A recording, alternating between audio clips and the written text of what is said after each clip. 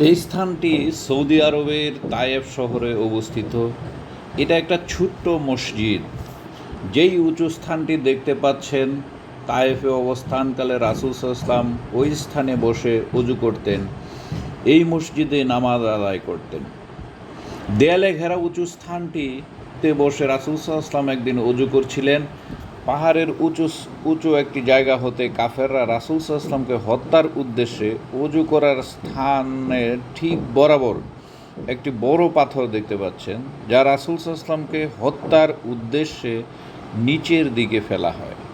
আল্লাহর কুদরতে ছোট দুটি পাথর দিয়ে বড় পাথরটিকে আটকিয়ে দেওয়া হয়। রাসূল সাল্লাল্লাহু আলাইহি ওয়াসাল্লাম কাফেরদের হত্যার ষড়যন্ত্রের হাত থেকে রক্ষা পান। এভাবেই মহান রাব্বুল আলামিন রাসূল সাল্লাল্লাহু আলাইহি ওয়াসাল্লামকে, আল্লাহর মহান বন্ধুকে সবসময় বিপদের হাত থেকে রক্ষা করেছেন।